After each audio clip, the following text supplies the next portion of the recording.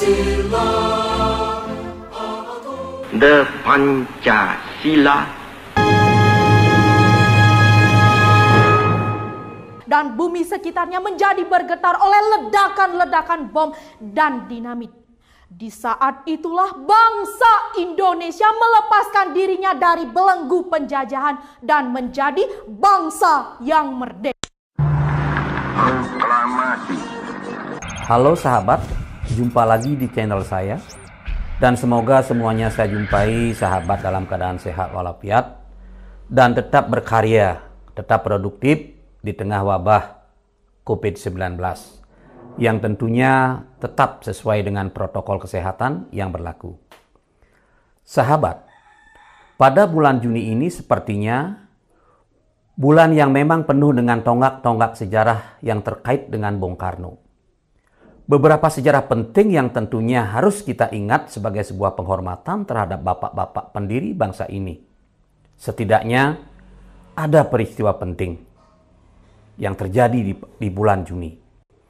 Ketiga peristiwa itu adalah lahirnya Pancasila pada tanggal 1 Juni 1945, lahirnya Bung Karno pada tanggal 6 Juni 1901, dan pada tanggal 21 Juni 1970 Bung Karno wafat. Karena demikian banyaknya peristiwa di bulan Juni yang terkait dengan Bung Karno, maka bulan Juni ini dijadikan bulan Bung Karno.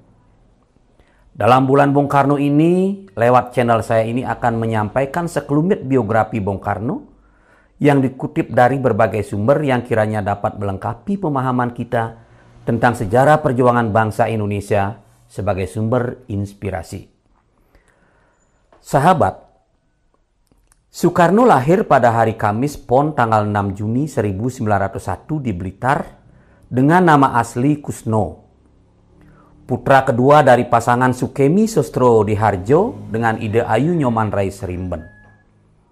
Dalam buku Bung Karno Penyambung Lidah Rakyat Indonesia, Bung Karno mengatakan, banyak orang memiliki wawasan picik dan mentalitas warung kelontong.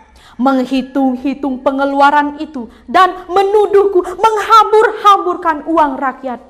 Dan itu semua bukan untuk keagunganku, melainkan agar seluruh rakyatku diakui oleh seluruh dunia.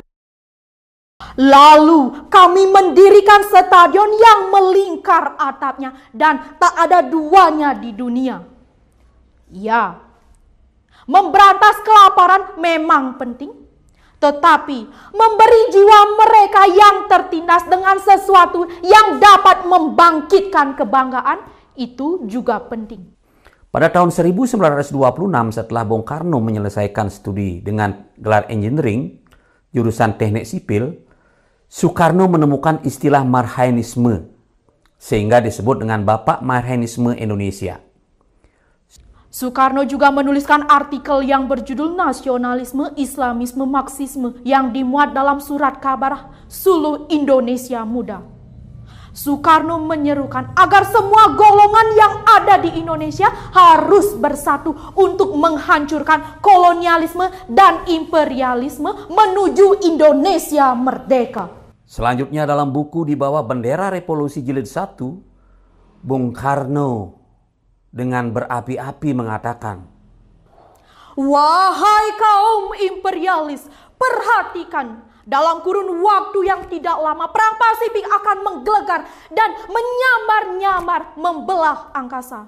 Apabila dalam kurun waktu yang tidak lama Samudra Pasifik menjadi merah oleh darah dan bumi sekitarnya menjadi bergetar oleh ledakan-ledakan bom dan dinamit.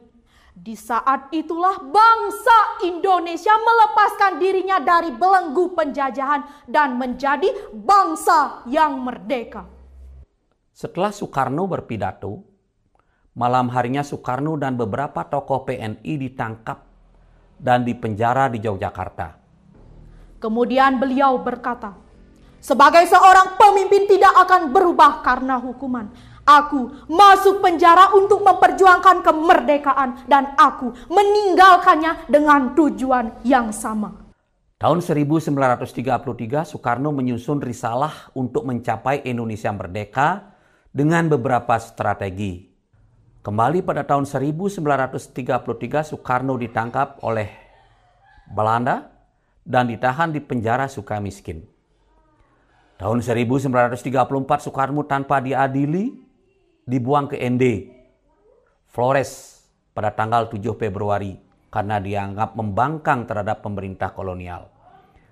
Di sini Soekarno membentuk kelompok sandiwara dan menulis 12 judul naskah Tunil. Tahun 1942, Soekarno kembali ke Pulau Jawa setelah pemerintah kolonial menyerah kepada Jepang di Kalijati, Subang. Pada tanggal 1 Juni 1945, Soekarno berpidato di hadapan Badan Penyelidik Usaha-Usaha Kemerdekaan Indonesia (BPUPKI) di Gedung Pejambon, Jakarta dan mengusulkan Pancasila sebagai dasar negara merdeka. Saudara, kalau seumpama pada saat sekarang ini bala tentara Dai Nippon menyerahkan urusan negara kepada kita, maka 1 menit pun kita tidak akan menolak. Sekarang pun kita menerima urusan itu. Sekarang pun kita mulai dengan negara Indonesia yang merdeka. Di mana Indonesia merdeka itulah kita memerdekakan rakyat kita. Di mana Indonesia merdeka itulah kita memerdekakan hatinya bangsa kita. Tanggal 17 Agustus 1945, Soekarno dan Hatta atas nama bangsa Indonesia memproklamirkan kemerdekaan Indonesia pada hari Jumat Legi pukul 10 di Jalan Pegangsaan Timur nomor 56 Jakarta. Proklamasi. Kami, bangsa Indonesia, dengan ini menyatakan kemerdekaan Indonesia.